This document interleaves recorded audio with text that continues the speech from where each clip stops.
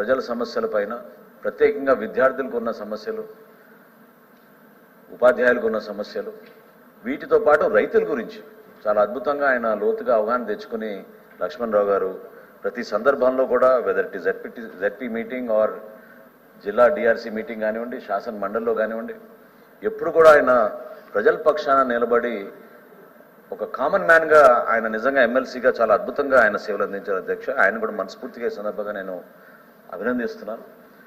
అదేవిధంగా అశోక్ బాబు గారు, నేను అప్పుడు శాసనసభాపతిగా ఉన్నప్పుడు అశోక్ బాబు గారు జేఏసీ కన్వీనర్గా ఉండేవాళ్ళు.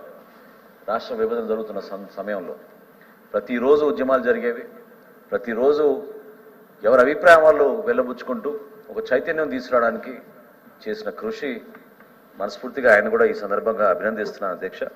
6 సంవత్సరాలు పదవీ కాలం ముగిస్తున్న సందర్భంలో మనందరం కూడా what is our contribution to our society and the nation అనుకున్నప్పుడు తప్పకుండా ఆయన కూడా మనస్ఫూర్తిగా ప్రజల పక్షాన్ని నిలబడి ఆ రోజు ఉన్న సమస్యని ప్రజల్లో తీసుకెళ్ళడానికి ఎంతో కృషి చేశారు అశోక్ బాబు గారు. సో ఆయన కూడా మనస్ఫూర్తిగా ఈ సందర్భంగా నేను అభినందిస్తున్నాను అధ్యక్ష. దువారపు రామారావు గారు కూడా ఆశ్చర్యం ఏంటంటే అధ్యక్ష, ఈ 7 సభ్యుల్లో కూడా 6 మాకు బాగా పరిచయం ఉన్నవాళ్ళు, గుంటూరులో పనిచేసిన వాళ్ళు. సో రామారావు గారు కూడా ఇదివరకు గుంటూరు కమిషనర్గా పనిచేశారు. సో ఆయన కూడా డిఫరెంట్ ప్రాంతాల నుంచి వచ్చినా కూడా ఆయన contribution to the debates in the council is really worth mentioning and appreciating. మనస్ఫూర్తిగా ఆయన కూడా అభినందనలు అధ్యక్ష. బీటీ నాయుడు గారు, though is retiring is coming back. So Naidu గారు కూడా మన తెనాలి నియోజకవర్గానికి ఇన్ఛార్జ్గా వ్యవహరించారు.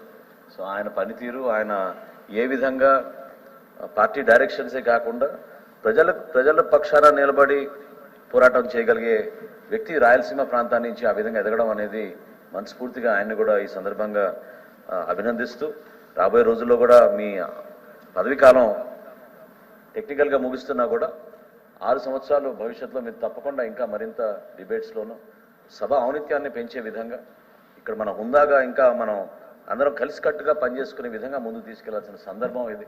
రాష్ట్రంలో ఎదుర్కొన్న సమస్యలను దృష్టిలో పెట్టుకుని ప్రతి ఒక్కళ్ళు కూడా పార్టీలకు అతీతంగా, ప్రాంతాలకు అతీతంగా మనం కలిసి పనిచేయాలి. పెద్దల సభ ఆ విధంగా ప్రతిబింబించాలి. అదేవిధంగా వెంకటేశ్వరరావు గారు పీడీఎఫ్ పార్టీలో ఉన్నా కూడా ఆయన మనస్ఫూర్తిగా ఉపాధ్యాయుల తరఫున, అదేవిధంగా విద్యార్థుల తరఫున ఆ ప్రాంతానికి సంబంధించిన అనేక అంశాలపైన ఆయన చాలా చక్కగా శాసన మండలిలో ప్రతి సందర్భంలో కూడా మాట్లాడారు. ఆయన కూడా ఈ సందర్భంగా నేను అభినందిస్తున్నాను. రఘువర్మ గారు, అందరూ కూడా ప్రతి ఒక్కరు ఆయన గురించి చాలా చక్కగా అభినందించారు.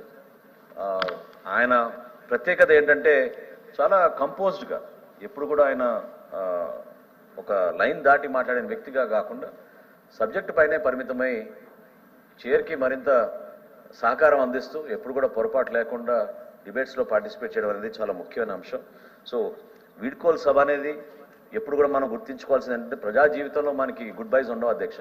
మనందరం కూడా క్షేత్రస్థాయి నుంచి ప్రజా జీవితంలోకి మనం అహర్నిశలు కృషి చేసుకుంటూ నిమగ్నమయ్యాం. కాబట్టి రాబోయే రోజుల్లో కూడా మీరు అదే కొనసాగించే విధంగా, ప్రజలకి మరింత సేవలు అందించే విధంగా, తదనంతరం మన దేశానికి ఉపయోగపడే విధంగా మీరు అందరూ కూడా నిలబడతారని మనస్ఫూర్తిగా మిమ్మల్ని అందరినీ మరొకసారి అభినందిస్తూ అవకాశం ఇచ్చినందుకు ధన్యవాదాలు అధ్యక్ష. అధ్యక్ష, సంతోషం అధ్యక్ష. 7 సభ్యులు రిటైర్ అవుతున్న నేపథ్యంలో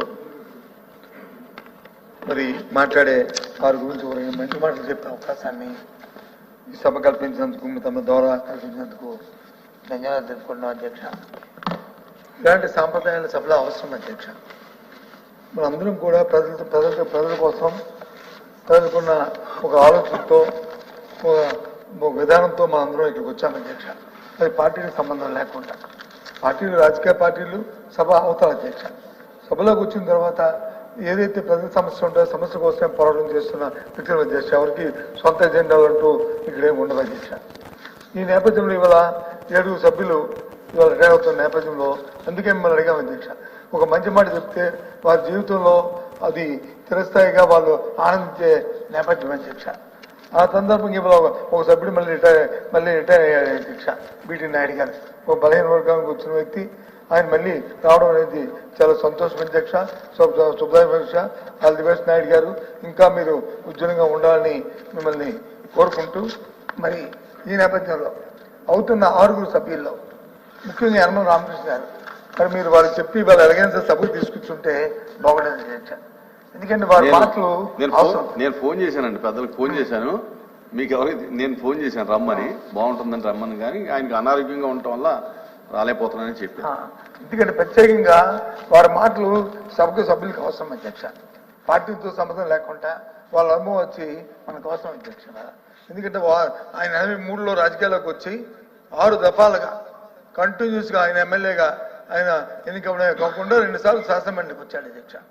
శాసనసభ స్పీకరే మరి విధిగా మంత్రులు చేయడము అది ఉండొచ్చు అధ్యక్ష. కానీ స్పీకర్గా చేస్తూ అందులో అవసరమైన మన మనోహర్ గారికి తెలిసే అధ్యక్ష, ఆయన ఉన్న సమయంలో చేసిన కొన్ని రిఫార్మ్స్ కానీ వాటిని మనం కొనసాగిస్తున్నాం. ఈ నేపథ్యంలో ఆయన ఉండి కొన్ని 2 మంచి మాటలు చెప్పుకుంటే కొత్త సభ్యులకి వాళ్ళకి కూడా ఒక స్ఫూర్తిగా ఉండేది అనేది నా ఆలోచనతో వాళ్ళని మిమ్మల్ని కూడా రిక్వెస్ట్ చేస్తాం మీ ద్వారా. అయినప్పటికీ కూడా ఆయన చిత్తూరుతో 40 సంవత్సరాల సుదీర్ఘ రాజజీవితంలో 6 సార్లు శాసనసభ్యుడిగా, అలాగే 2 సార్లు శాసనమండలి సభ్యుడిగా, మంత్రిగా వివిధ హోదాలు చేసి ఆయన జీవితంలో ఒక బలహీన వర్గాల కుటుంబం నుంచి వచ్చిన వ్యక్తి ఇన్నిసార్లు ఇవాళ ఉన్న సమకాలిక రాజకీయాల్లో ఉండడం అనేది చాలా కష్టం అధ్యక్ష. అయినా వారు తెల్లదొక్కుని ఉన్నందుకు నిజంగా మనస్ఫూర్తిగా వారిని కూడా అంటూ వారికి, అలాగే వారితో పాటు మరి లక్ష్మణరావు గారు అందరూ ఇప్పుడే మాట్లాడారు వీరి గురించి. మరి ఆయన వచ్చి రాజనీతి శాస్త్రంలో లెక్చరర్గా, ఒక అధ్యాపకుగా, ఒక లెక్చరర్గా ఆయన వచ్చి మరి ఆయన తాలూకా నేపథ్యాన్ని ఏదైతే ఆయనకున్న అనుభవం ఉందో ప్రజాసేవ చేద్దాము, సమాజంలో జరుగుతున్న రుగ్మతుల్ని గురించి వీళ్ళకి చూపెడదాము, దానికి ఒక పరిష్కార మార్గాన్ని తీసుకొద్దాము, ఒక మంచి సమాజ స్థాపనలో నేను కూడా భాగస్వామ్యం అవ్వాలనే కోరికతో వారు వచ్చి రాజకీయాల్లోకి వచ్చారు అధ్యక్ష. నేను వారిని అపోజిషన్లో చూశాను అధ్యక్ష, అలాగే గవర్నమెంట్లో ఉన్నప్పుడు కూడా చూశాను. ఎందుకంటే గత శాసనసభలో, గత శాసనమండలిలో నేను గవర్నమెంట్లో ఉన్నాను అధ్యక్ష. ఆ రోజు వారి తాలూకా స్పీచెస్ కానీ వారి తాలూకా సందర్భాన్ని చూశాను అధ్యక్ష. ఈ రోజు కూడా చూస్తాను అధ్యక్ష.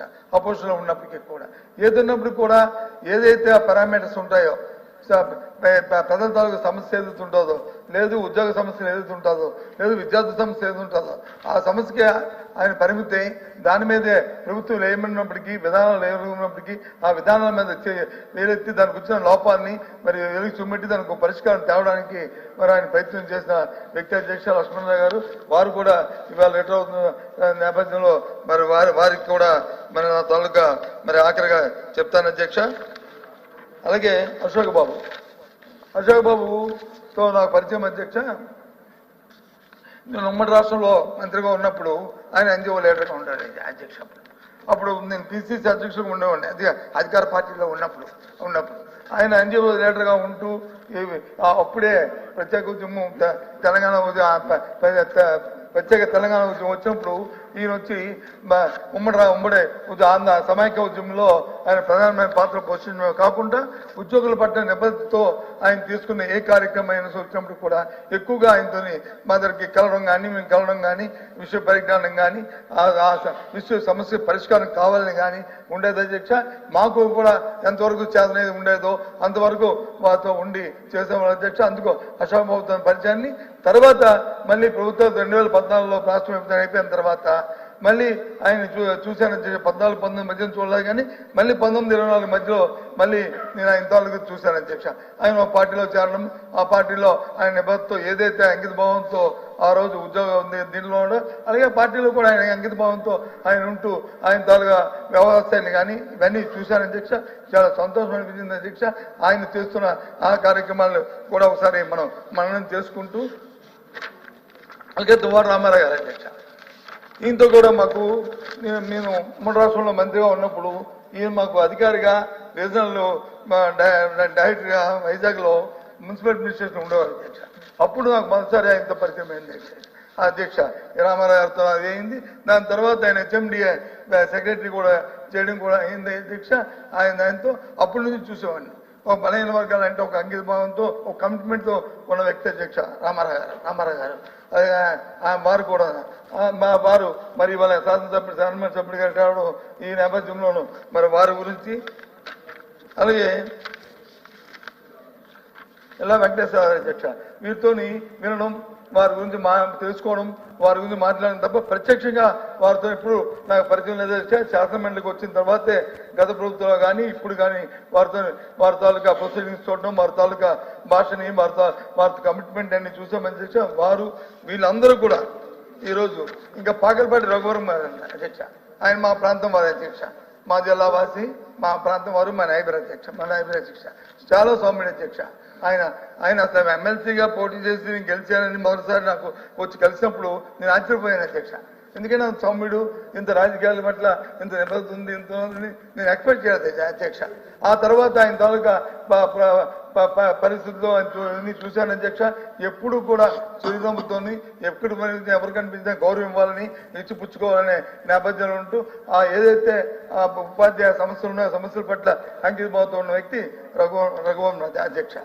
ఇవాళ ఈ నేపథ్యంలో ఈ 6 రిటైర్ అవడం నిజంగా వారు మరి తప్పదు. ఒకసారి ఎన్నికల్లో ప్రజాస్వామ్యంలో ఒకసారి ఎన్నికైతే అదే శాసనసభ్యుడు అయితే 5 సంవత్సరాలు, అదే శాసనమండలి అయితే 6 సంవత్సరాలు, లేదు మధ్యలో వస్తే ఏదైతే ఆ టర్మ్ ఉంటుందో ఆ టర్మ్కి రిటైర్ అనేది అది ప్రజాస్వామ్య విధంగా. కాబట్టి ఏదైనా మీరు వీళ్ళని ఈ సభ నుంచి ఇవాళ వారు రిటైర్ అవడం మరి ఇవాళ అంటూ వారికి ఆ భగవంతుడు ఆయుష్ ఆయురారోగ్యాలు మీకు ఇవ్వాలని, మీ కుటుంబ సభ్యులు కూడా ఇవ్వాలని ఈ సభాపూర్వకంగా వారిని అభినందిస్తూ వారితో ఇక మిగతా కాలం అంతా కూడా ఎందుకంటే హ్యాపీగా, ఎందుకంటే ఆరోగ్యంగా, ఎందుకంటే బాగా జరగాలని కోరుకుంటూ సెలవు అధ్యక్ష. Thank you. మాట్లాడరా క్లుప్తంగా. ధన్యవాదాలు అధ్యక్ష.